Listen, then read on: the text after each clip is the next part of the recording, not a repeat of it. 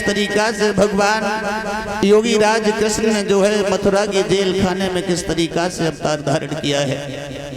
श्रोताओं, श्री सुखदेव जी कहते हैं राजन परीक्षित, आज महाराज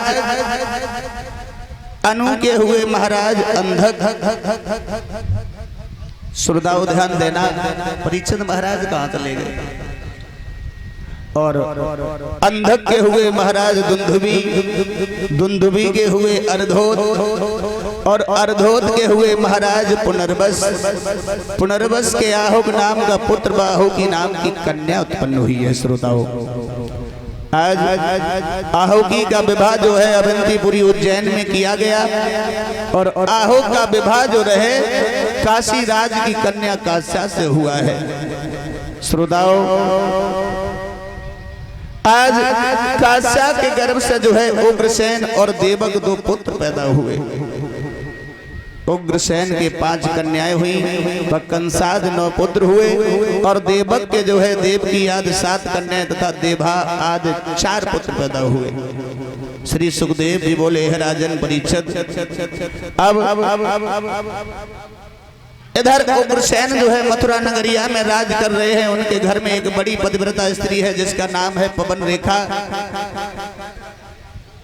पवन रेखा जो रहे दुख इस बात का हुआ कि आंगन में किसी बालक ने जन्म नहीं लिया, तो पवन रेखा जो रहे सो दुखी होकर के जीने लगी।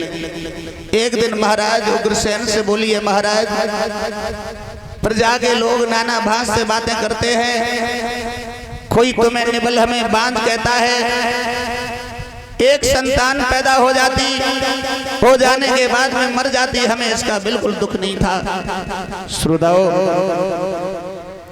आज महाराज उग्रसेन समझाने लगे, देखो रानी, चिंता करना किसी समस्या का समाधान नहीं होता है। चिंता करना केवल ये मनुष्य की आयु कम करती है, चिंता जो है वो चिता से भी बढ़ के होती है। समझा करके महाराज उग्रसेन कहने लगे हैं,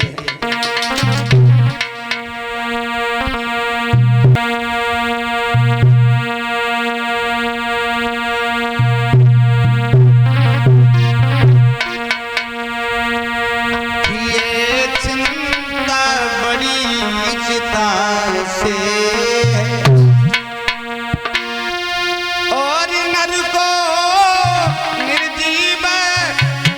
बनाती है।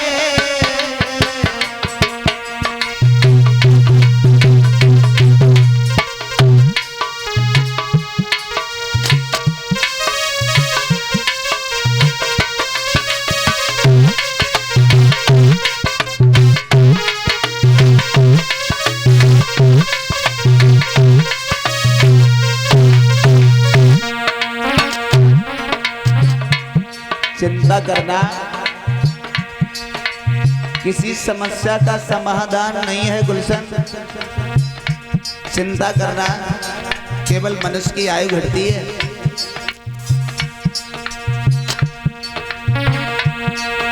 तो पवन रेखा समझाने लगी, महाराज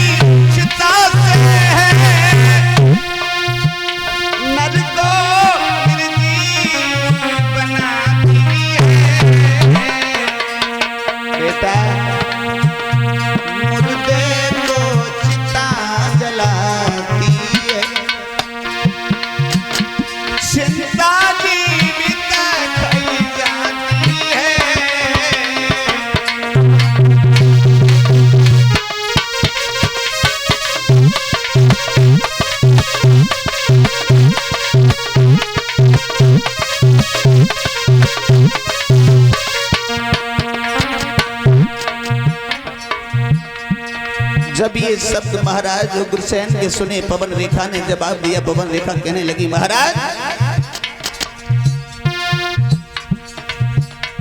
मैं निर्बल हूं, तू बाज सही, ये ये केवल मन का हीला है।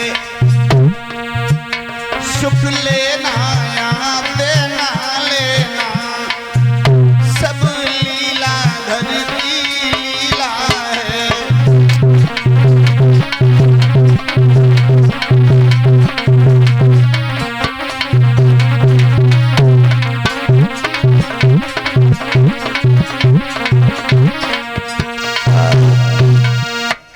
जवाब दिया है सुख लेना या देना या न लेना ये सब लीला धर की लीला है। देकर भी छीन लेना केवल पार ब्रह्म परमात्मा के हाथ में है।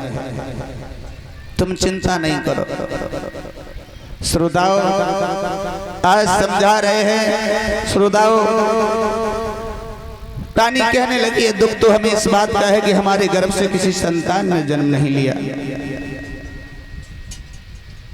एक दिन महाराज उग्रसेन बैठे हुए हैं, रानी पवन रेखा बैठी हुई है, तो अपने सैया को हाथ पकड़ के जो है पवन रेखा कहने लगी है महाराज अगर आपकी आज्ञा हो जाए तो मैं जंगल में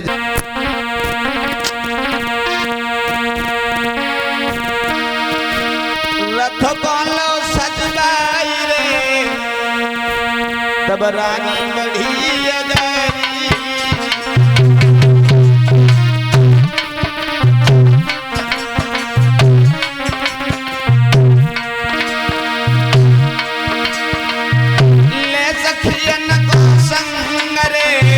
वन में पहुंच जाई।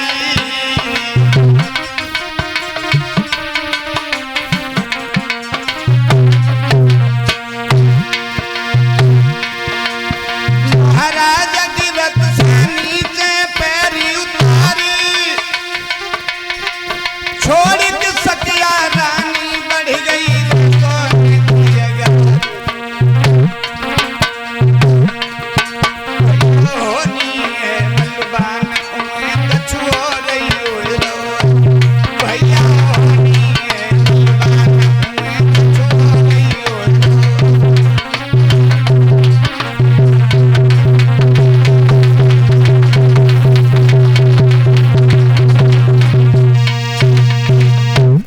आज श्रोताओं रानी पवन रेखा जो रहे संग की सहेलियों को लेकर के चली है।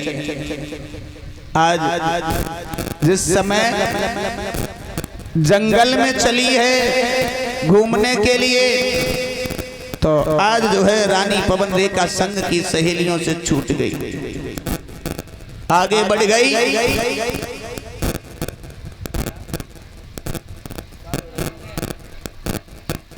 श्रोताओ इधर रानी जो है रथ से नीचे कदम को उतारा और जंगल में वन विहार के लिए निकली, संग की सहेलियों से छूट गई। तब तक क्या हुआ उसी जंगल में भयंकर आंधी तूफान आने लगा।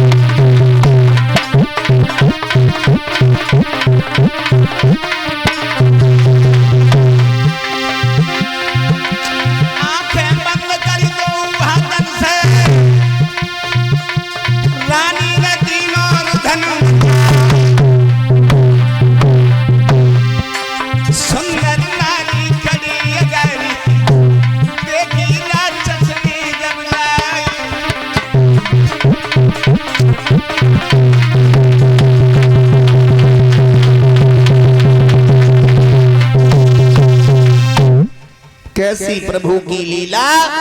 रानी सखियों के साथ में उस वन में घूमने लगी। उस वन में जब घूमती रही तो अपनी संग की सहेलियों से बिछड़ गई।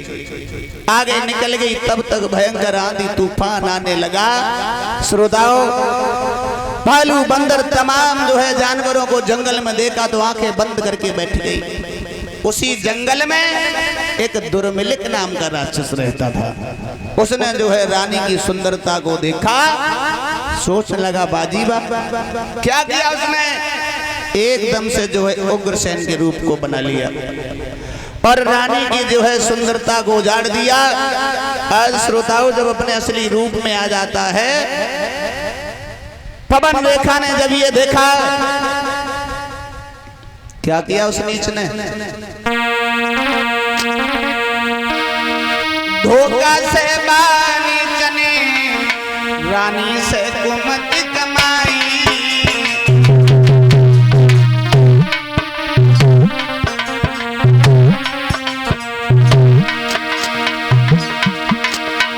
ताके बाद में राक्षस को ढटली रूप बनाई।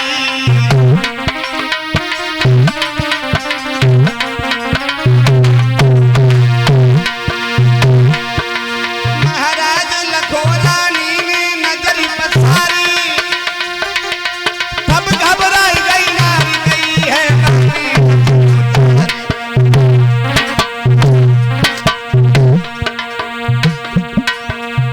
पपी तेरो होइयो नास,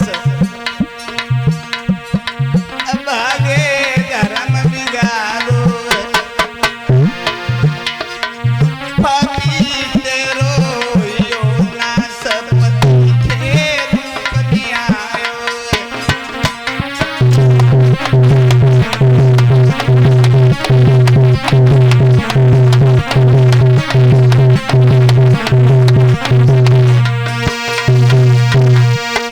श्रोताओं, रानी ने जब ये देखा, उस राक्षस ने क्या किया?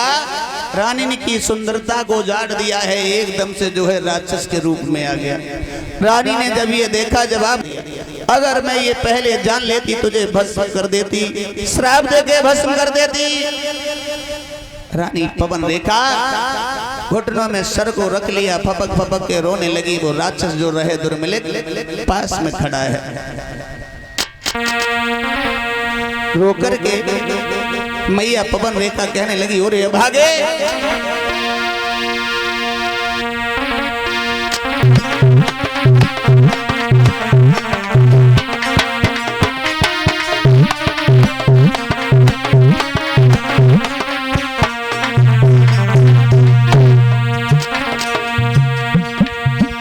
मैया पवन रेखा बड़ी तरीका से रोने लगी, और ये भागे, चला जाए यहां से। तो राक्षस कहने लगा, मैंने ये देखा रानी तेरी गोद खाली है। पवन रेखा कहने लगी, तो क्या तेरे जैसा राक्षस पैदा होगा?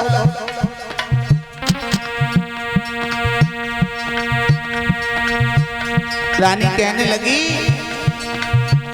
मेरे पति के रूप में आया,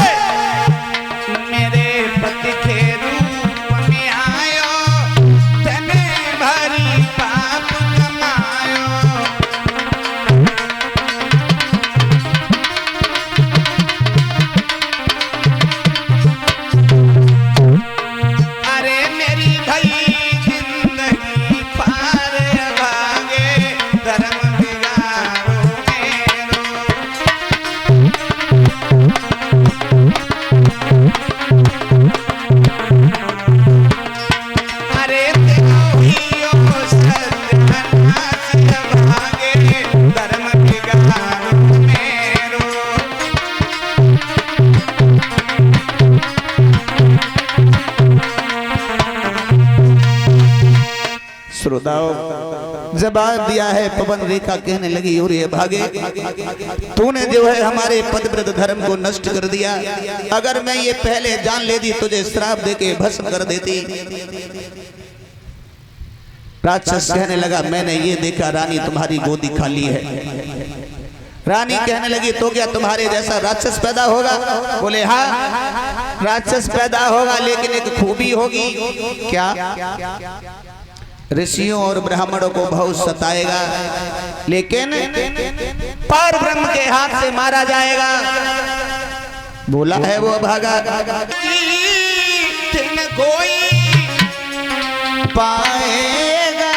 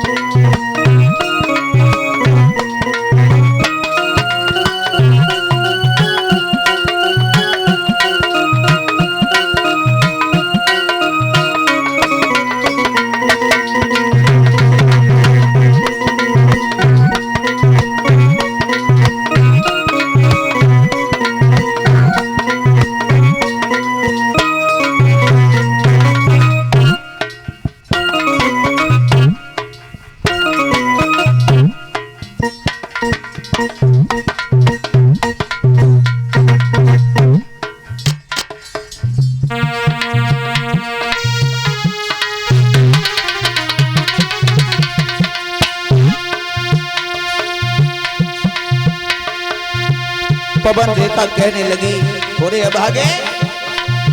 तो वो दुर्मलिक नाम का राक्षस बोला रानी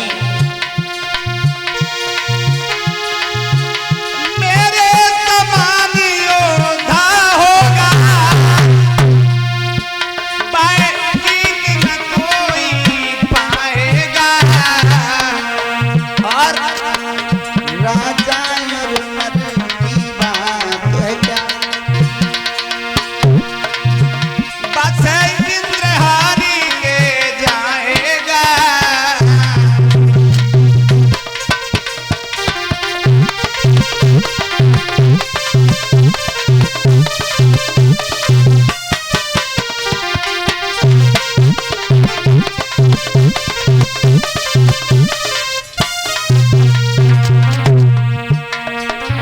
जवाब दिया तुम्हें नहीं मालूम है ऋषियों को और ब्राह्मणों को बेशक वे बहुत सताएगा, पर ध्यान रहे इतना रानी प्रभु हाथ से मारा जाएगा।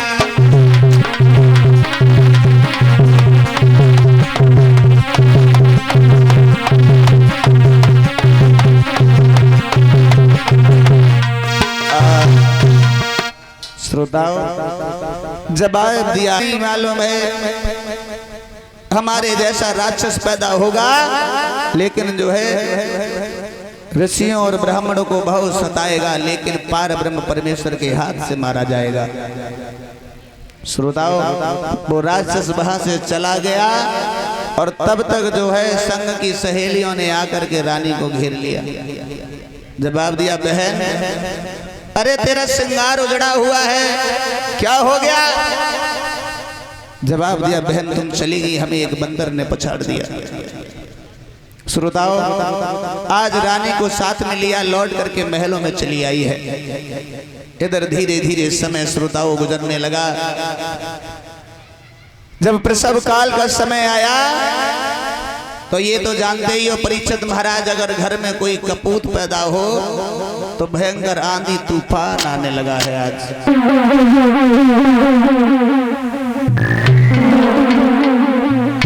भयंकर आंधी तूफान आने लगा, बादल गरजने लगे, का दशा बन गई।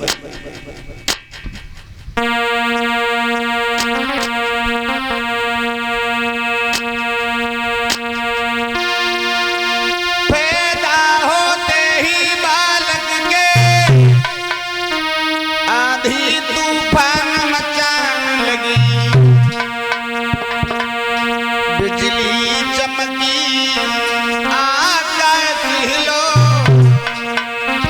महाप्रलय सियान लगी।